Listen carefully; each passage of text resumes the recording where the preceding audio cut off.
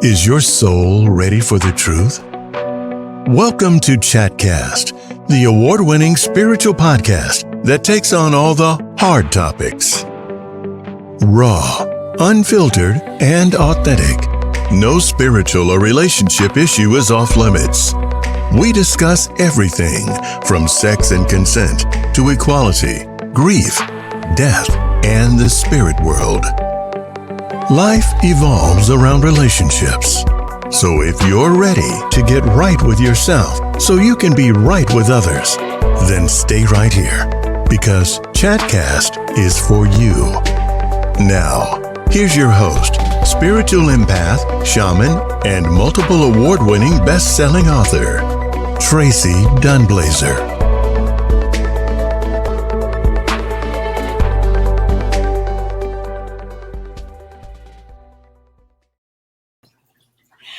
Hi, good afternoon, everyone. It's really great to be here. It's a wonderful Thursday afternoon in sunny California. And today's topic for Chatcast, my name is Tracee Dunblazer, and I created Chatcast as an opportunity for us to be a forum and to begin to think about some of these topics, some of these things, these dynamics in life that we really struggle with, that people don't want to talk about, or they don't want to, for fear of, judgment or reprisal, they don't want to really dig in to the multiple layers of what really needs to be discussed. And today's topic, and just so you know, you can see it on the screen, but Ken, I would love to talk to you and have your input, have your questions, at 323-203-0815. Today's topic is going to be legacy. Today's topic is about the multiple layers of what you will leave behind. You have children, what you will leave your children, what you will leave in the world. And most of us relate to the idea of legacy as what we will physically leave behind, the things we'll leave behind, or the work we will leave behind, the art, the books, the money, the companies.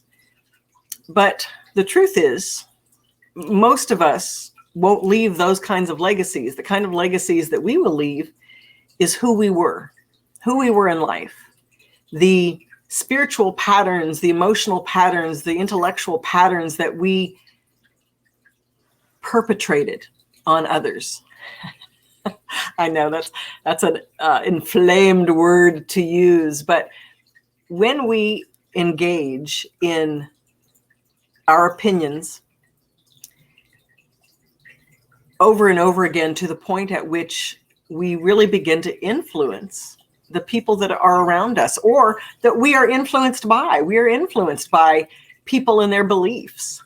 And their beliefs may have zero to do with the realities of the situation.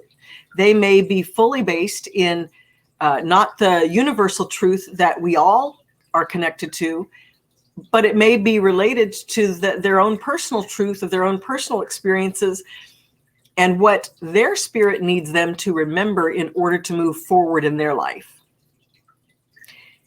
We need to unpack all of that, because that was a very loaded, big, huge statement. I know it didn't seem that way, but it was, because every human being has a particular belief or thought about who they are, how they relate to things, what things that have happened to them, how they've been treated, their experiences. And when they have their own beliefs, they state their opinions, and they choose the things they do, the things they say based on their own personal experiences. And until they can work through the who, what, why, where, and when of their own personal experiences, it makes it very difficult to be inclusive with your opinion, to be inclusive of other people, to include other people, to trust other people, to connect with others except for the ones who have had the exact same experience as you. So that's why we are in, the clusterfuck that we're in today, because There are people who have their own belief systems based on what their own personal experience tells them is true. And it doesn't leave space for them to trust other people because their experiences tell them that they can't. Right? And so that leaves a pattern or a legacy that they may not be aware of. And that's the point of today's conversation, is to be aware of the legacy that you will leave those you love or those you impact behind. Now, for me, I'll tell you a little bit about my story. My father was a DJ. He was the morning drive time guy in the Southwest at KOB Radio. And I was 11 when he died. And so the man that I knew as a disc jockey, he always spoke like this, and how are you? And whoever he was, that it was really literally his radio personality that I knew, because I didn't really know him well. We spent very little time together. Our lives were geared around his job. He got up at 3 a.m. We couldn't have friends home after school because he was napping, and then we had dinner at 5:30, and then he read the paper, and then he went to sleep. And every bit of our life revolved around who he was. And then the person that I knew by listening to him on the radio was this person I couldn't connect with because it wasn't real. And not to say that he wasn't real and what he portrayed in the public eye wasn't a truth about him. And it was certainly, he was well revered and people loved him and very popular, and he made people laugh. And so he connected to everyone. But I, as his child, as his very young daughter, couldn't really connect to him. And so I was left with this feeling of him, this experience of him, that I don't ever want to be him.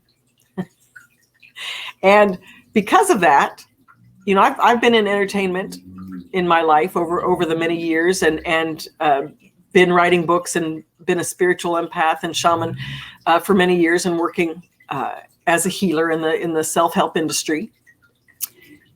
But I wanted to have intimate relationships with people. I wanted to really be able to connect with people, because when you leave that deep space in between you and others, it doesn't allow for them to affect you or you to affect them. And again, for that reason, that's how I imagined radio. And so over the years, people have asked me to do radio, asked me to do podcasts, asked me to get into this thing that I'm now in. And I have resisted it with every fiber of my being until just this last year, because I think for the first time, I understood that I didn't have to do it in the way that he did it. Radio today is, this was in 1968 to 1978 that my father was in radio. So it's a whole different animal today. It's a very different experience, and it's a very different relationship, and it's much more intimate and connected with people. The fact that you can call me at 323-203-0815 right now and talk to me and have a conversation with me is a part of what I love about how things have changed. But my father's legacy for me was twofold. One, it was the way he made others feel, which was joyful and happy and able to have a new level of freedom for themselves where they were at. For a little while, they could forget what was going on either in themselves or in the world, and laugh and enjoy themselves. And the twofold was my relationship to him that wasn't real. I didn't know the man that was my father, because I saw this persona that he put on for the public. So it's taken me this part of my life to really connect with what his legacy was for me on all levels. So that's just a part of legacy, how others have impacted us and what it does with us, for us, and then how we respond to that, how we respond in the world. How do we respond in the world based on the legacy that was left us?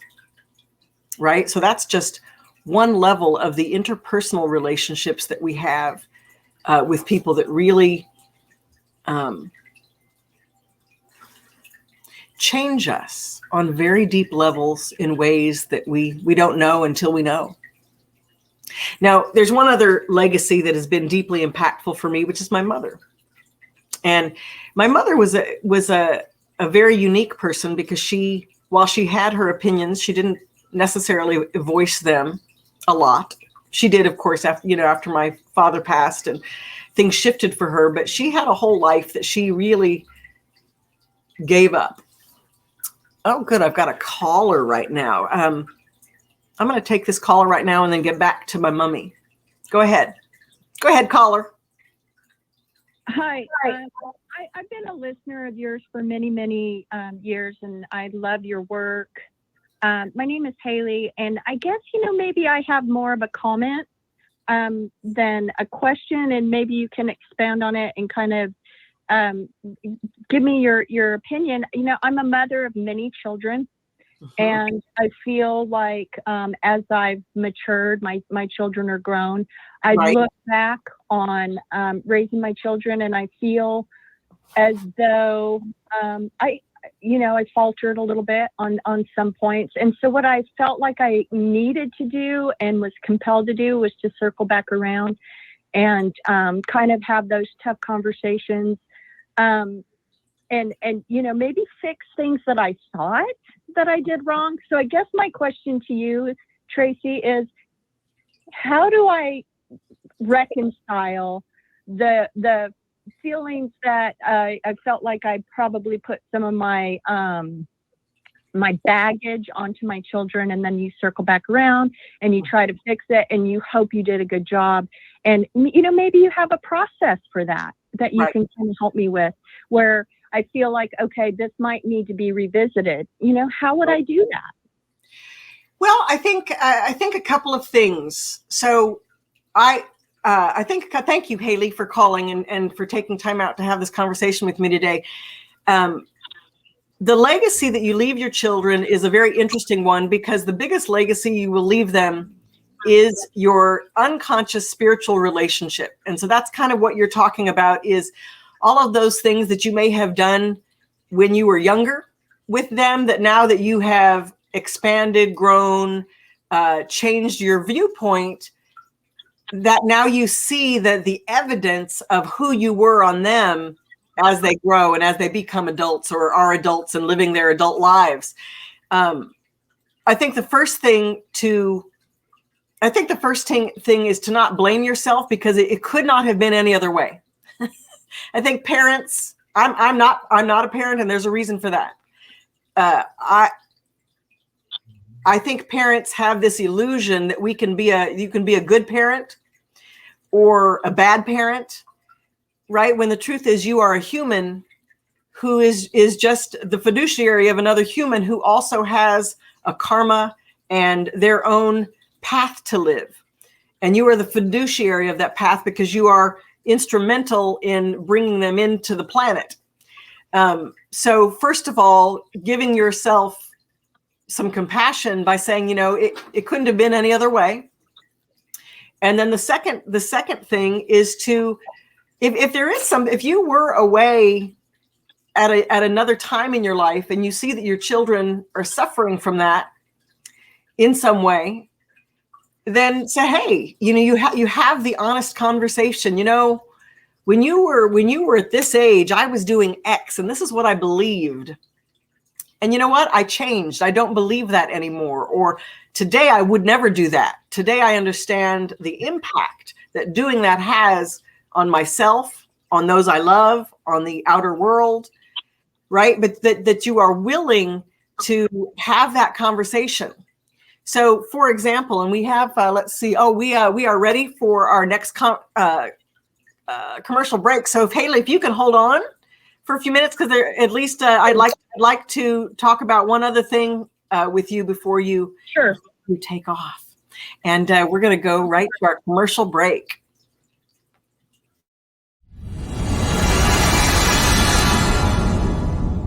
Are you haunted? Demons know about you. You should know about them. Master your inner world. Embrace your power with joy brings the information that many who suffer spiritual trauma have been waiting for.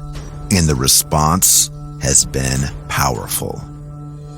In this award-winning book, renowned spiritual empath and shaman, Tracee helps readers understand and gain advantage over spiritual forces and past life influences that impact their lives. Tracee reveals the origin of dark forces and how choices you make will dictate their access to you. Through the tapestry of anecdotes, channelings, and rituals, you will discover your own spiritual awareness and healing power. Master Your Inner World by Tracee Dunblazer. Available where books are sold.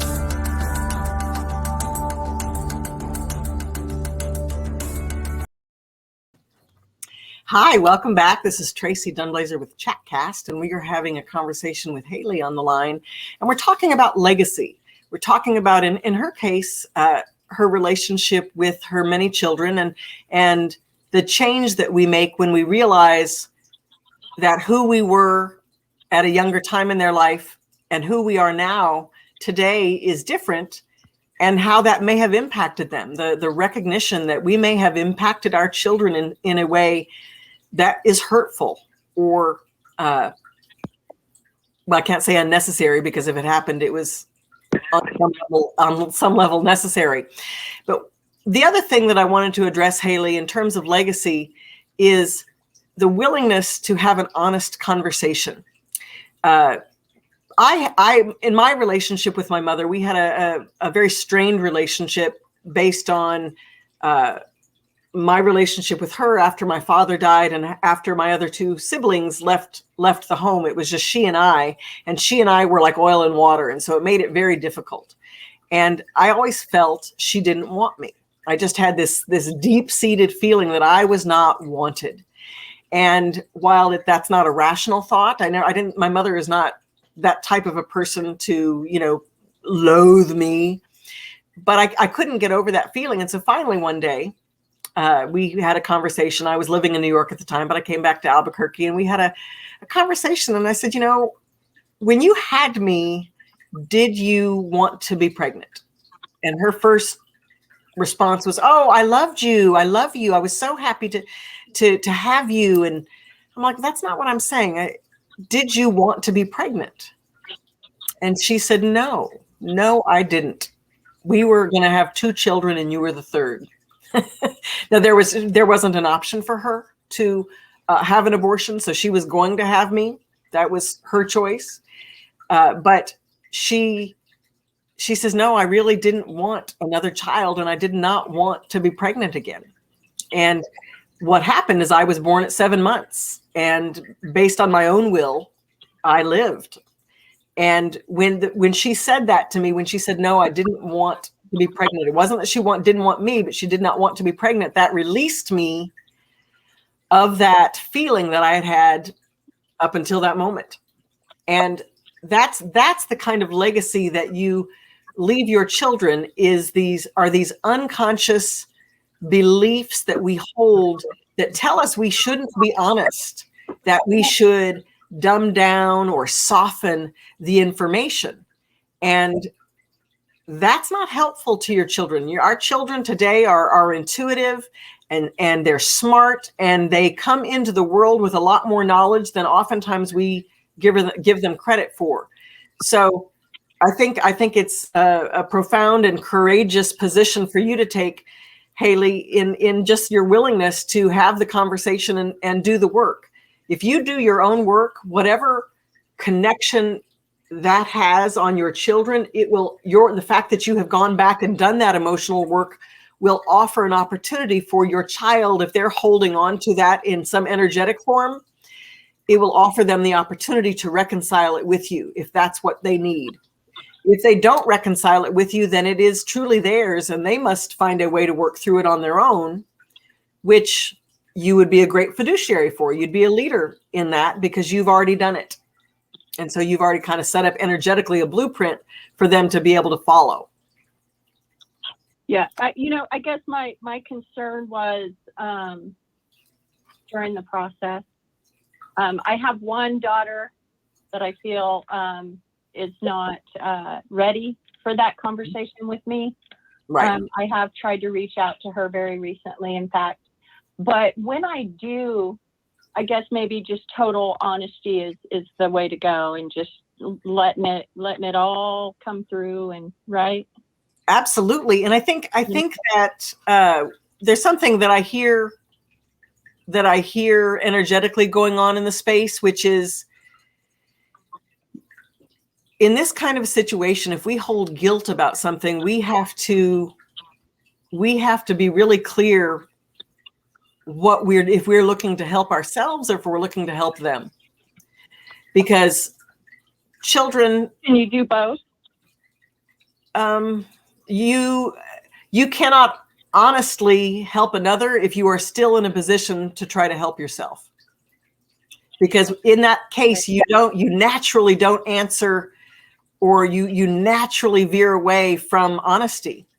and you want to hide. You want to hide a word or a verb or I did this or I felt that, to save their feelings or to not deal with their wrath if they're upset. We moderate our behavior based on what we think we're going to get in response, and when we do that, it doesn't render us to be in an honest place. So Okay. Any person in this position has to do their own work first. Okay. And when you do your own work telepathically, your child is connected to you, even if they wish they weren't. Even if they wish that was not the case, they are connected to you, and they're going to feel every bit of transformation that you go through. And when they are ready for their own reconciliation, they will find their way back to you. And I love hearing that. Your goal in between those two times, you're doing your work and they're doing their work. That space in between is all love. And that means love for yourself and love for your daughter. So okay. I love that. Yeah. Thank you. I appreciate it. You're very welcome. Thank you so much for calling. Yes, ma'am. Thank you. Bye-bye. So that's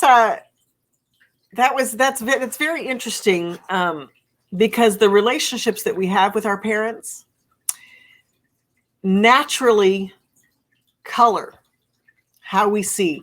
I had another very interesting experience with when my mother died.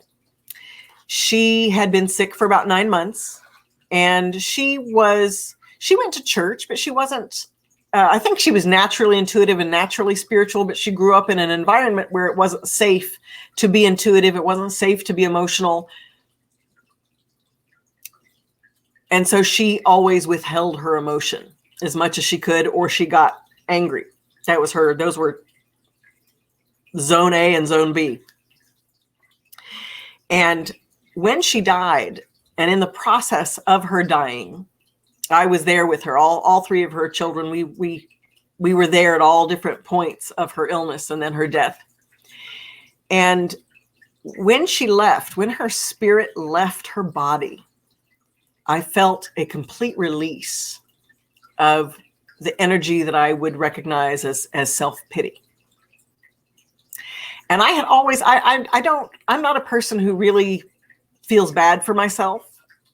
Even in the face of being victimized, it's just not written in my DNA to feel sorry for myself. And so I really struggled in some of my deepest emotional times with that energy of victimization and self-pity.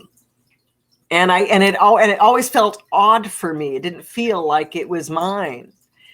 And when my mother died, I realized she took it with her, and she took it with her, and she took it from me because she had to put it on me as a child. She didn't mean to. That wasn't her goal. She wasn't mean. She felt, she never allowed herself to feel deeply because it was looked at in her day as mental illness, and especially for women. There is a whole gender divide, which that could be a whole other topic. There is a whole gender divide in being able to feel and being willing to feel. Women who feel are crazy, and men who feel, I'm sorry, men who feel are weak. That's culture. Those aren't truths. Those are things that our culture would want us to believe about how we feel. And so we have to be the ones to rewrite that legacy that has been left for us in our willingness to feel and to experience emotion at every level, personally, within our relationships, and then collectively. Right now, we are experiencing a lot of different collective dynamics where a group of people feel one way and they mobilize and connect to others who may or may not feel that way, but they get on the train because they want to be a part of something, right? So when people have a collective emotion or a collective feeling or a collective belief, what belies that collective belief has a personal relationship. It has a reason that those people are engaging in that belief system. And when you understand that, it allows you a little more freedom to maybe think something different, maybe to move away from the herd in terms of your own belief system. Talk to me about this. Call me at 323-203-0815.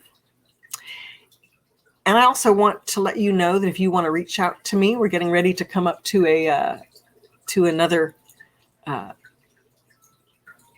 commercial break. And before we do, if you have a pen and paper, TraceeDunblazer.com.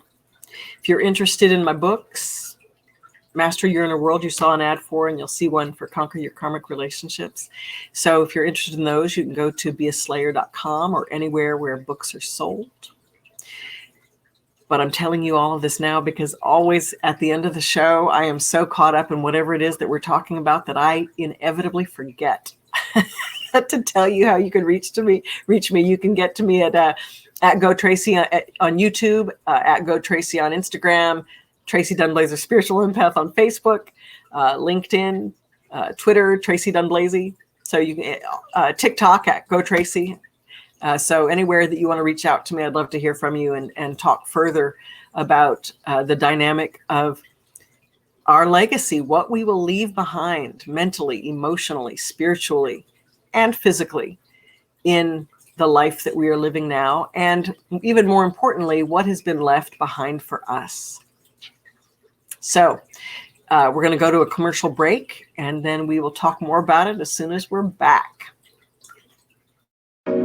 Your karma got you down? Claim your history, own your power, and change your life. In this groundbreaking book, Tracee Dunblazer takes an in-depth look at your karmic relationships and repetitive patterns that position you in life. This 10-time award-winning best-selling book will inspire change in you. You'll learn all the ways to reveal, accept, forgive, and transform your relationships on every level, not only to your soulmates and romantic relationships, but how you relate to food, money, family, culture, religion, sex, death, and your environment. Conquer your karmic relationships, heal spiritual trauma to open your heart and restore your soul. Will help you honor the very core of what drives you, showing how to direct its power into usable, life-giving resources. Through radical acceptance, learn how to recognize your karmic relationships and love yourself and the life you have right now. Pick up a copy of Conquer Your Karmic Relationships anywhere books are sold.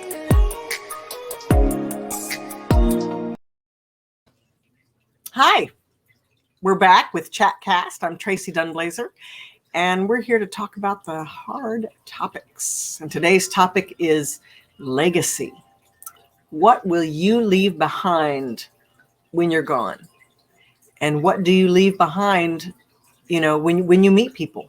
What do they receive from you? There's always an exchange of energy all the time, and your words, thoughts, ideas, choices all have an impact and leave a legacy here on the planet, either with other people, for your future, that changes how things move forward. So there's two things I want to talk about, and I'd love it if you'd give us a call at 323-203-0815. But at the basis of legacy, and this is going to get into, your spirituality, how you relate to a higher consciousness, a higher being, the creator, God. What are your beliefs? Do you believe in yourself? And if so, your higher self? However you relate to that, I call that the creator.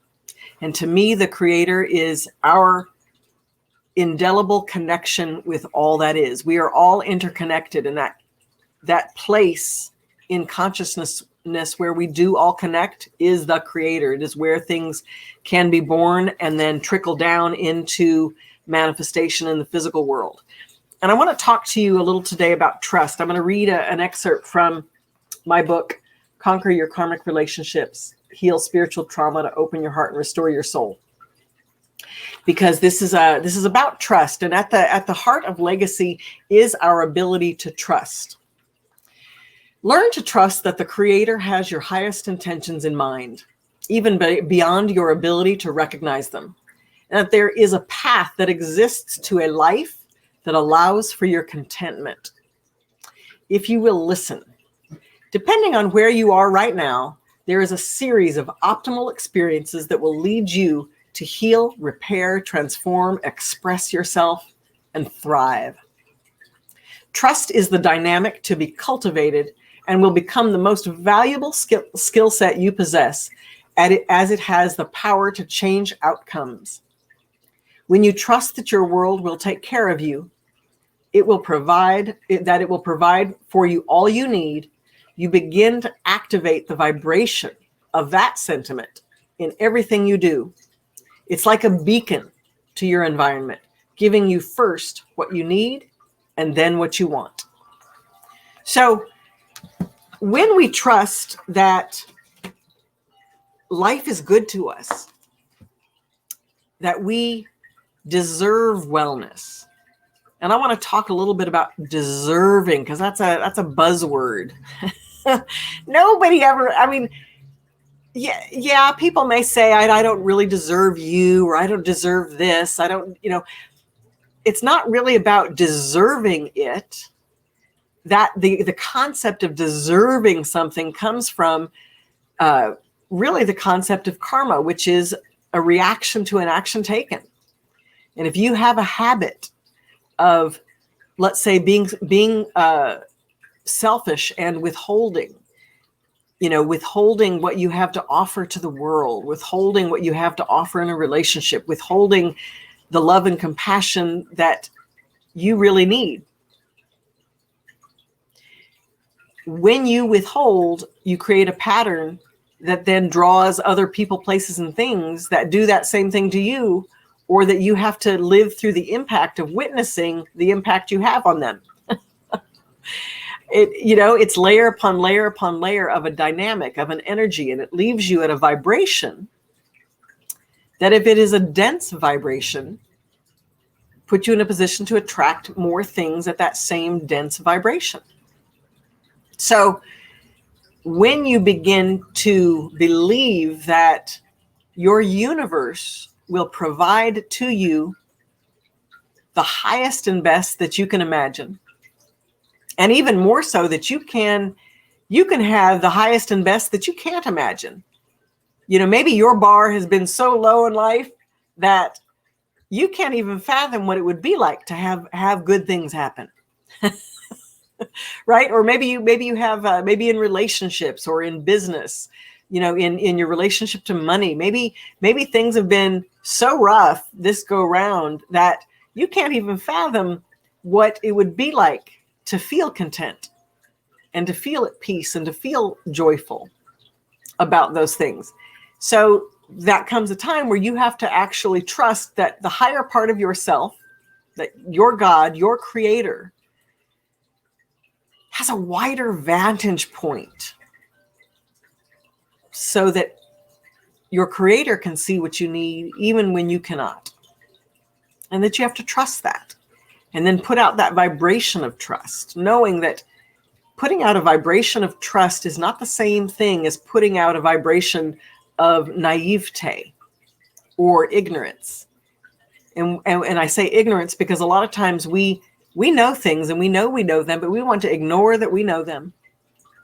And when we are in a place where we are experiencing that duality, we know something, but we're going to withhold it. We're going to tell others that that's not what's happening, or that's not the case, or we don't know. That's when you open yourself up to this vibration of betrayal and deceit, right? People oftentimes change the meanings in their mind to being innocent and naive and ignorant, meaning you can only not know something one time, and then you know it. A part of you knows it. And sometimes we come into life where we already know things that we don't really have any physical life experience to prove that we know it. But there comes a time when we have to, when you put that vibration of trust out, that trust connects to what is so good you can't even imagine it. And that you become open, that like recognizing that vibration does not open you to people who can betray you or take advantage of you, which is how people associate it a lot of the time. Right? If you trust, then people can take advantage of you. But the truth is if you're trusting the creator will let you know if you're dealing with a human with whom you cannot trust. Take that in a minute.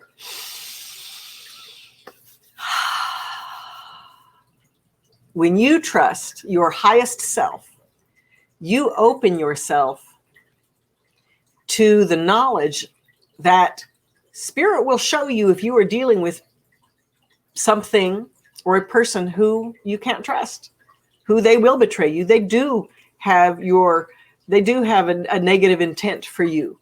They don't have your best intentions in their mind. They're not for you. Right? So you have to be willing to trust the creator so much that you, and trust yourself, that you know you will listen to that when it comes. Because that's the thing, as we open up to this deeper acknowledgement of the collective and how we connect and interact with each other, that trust, we are not trusting others, we are trusting the creator and ourselves to know when people are for us and when they are not. And should we bring to us someone who is not the best for us, then we recognize what we learned from the experience and then we move on from it. We forgive ourselves and them. Now, that process that I just, gleaned through, just right through in 2 seconds, can sometimes take years. But it's still the process that we will go through because it is what being human is about. So that first level, on a personal level, learning to trust your higher self or the creator to really show you what is the truth and to walk the path that is presented to you in your heart, not as an external obligation or demand, right? Only you know what it is that you need to do. Now we've got a few more minutes here. We've got about 10 more minutes. So I definitely, if anybody wants to chat with me today, I want you to give me a call at 323-203-0815. And before that, the next thing I want to talk about is dealing with outer forces.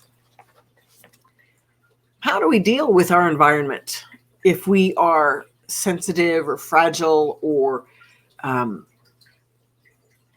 we just don't know what to do. We're unskilled in our ability to deal with things we're unable to deal with when we're unable to deal with them. I mean, you can fill in your own blanks about what it is that I'm talking about here for you. But I want to read you, again, this is from part 4, Mastery of Conquer Your Karmic Relationships, Heal Spiritual Trauma to Open Your Heart and Restore Your Soul.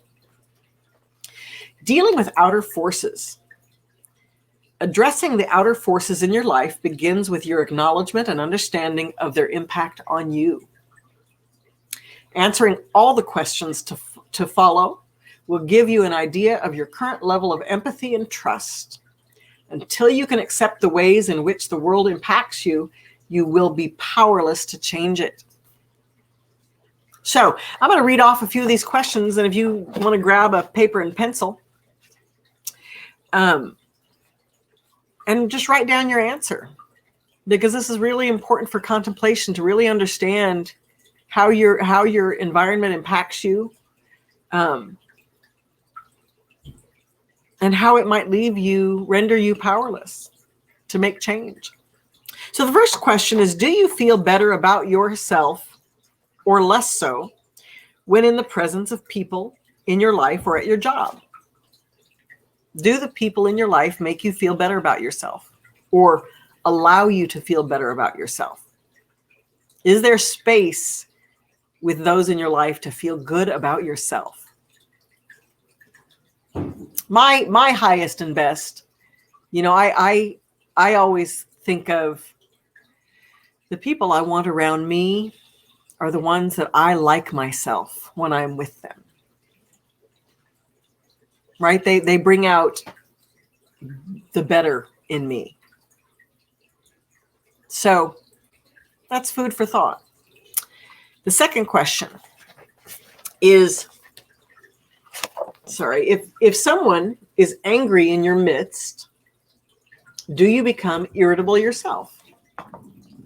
Do you empathize with that anger? Do you take it on?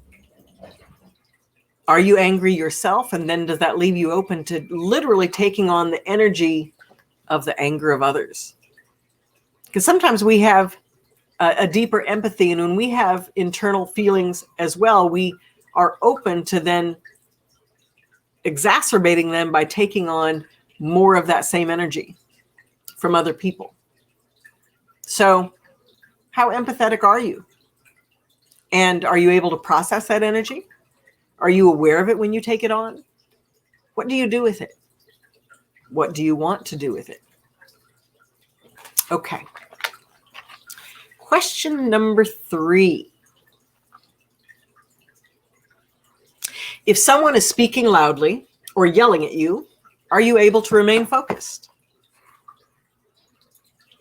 Are you able to remain focused? Are you easily moved in a situation? Oftentimes, if we are easily moved in any situation, we are subliminally moved by the environment, the politics, the marketing ads, the opinions of others. So basically the question is, are you able to retain who you are amidst your environment? So that's a great question.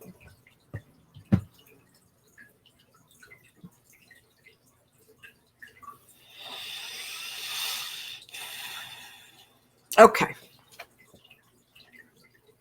Do you believe that the world outside will take care of you in a pinch? That's a good one. It's depending on your condition or the family that you have or the circle of friends or the lack of all of those. Depending on what's going on with you, who do you rely on? Do you have someone to rely on? Are you willing to be open to the fact that there's a part of yourself that if you will ask that part of yourself to bring to you what you need, that it will come? Because that's where it starts. This pandemic has been I won't say a motherfucker, for so many. And for all of us, it has changed our views of ourselves, our lives, and each other. And it has changed. It has changed irreversibly the lives of many, and the work they do, the opportunities that they had. You know, with all these earth changes happening, people are losing, everything that they owned, and 2 years later losing it again.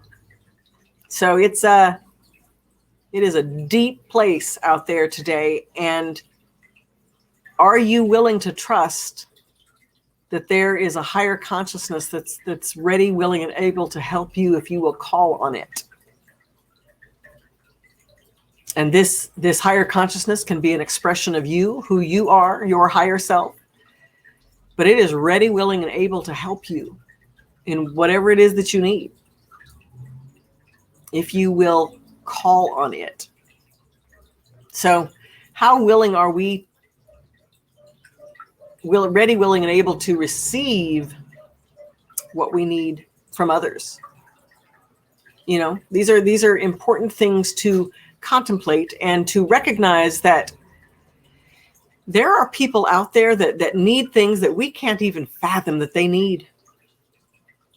And we can have an impact sometimes on those people with what we say, with what we do, with how we feel, and how we share those feelings on social media, with our friends and family.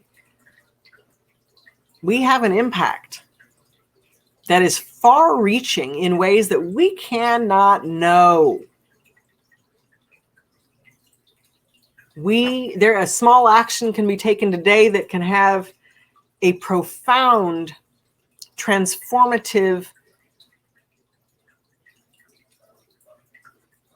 impact on people we don't even know, yet we are connected to it. And those things are our legacy. So my hope for you today is to really contemplate, what is your legacy? What you do leave in your wake as you live daily? What beliefs, what do your beliefs call on for you? How able to trust are you?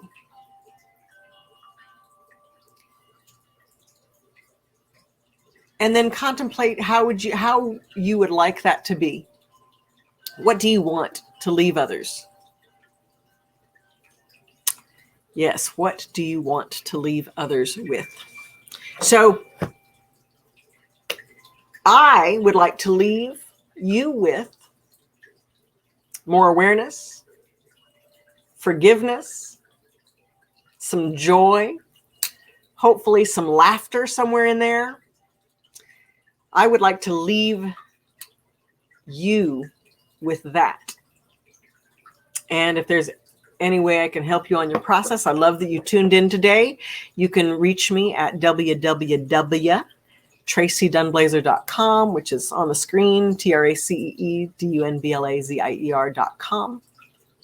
You can find all of my book items. I've got a new book coming up very soon.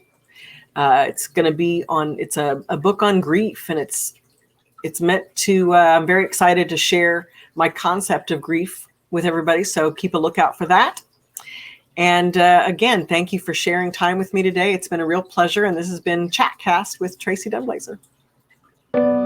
You've been listening to Chatcast with Tracee Dunblazer, the award-winning spiritual podcast that takes on all the hard topics. Join us next time for more in-depth conversations about life and relationships. Thanks for listening.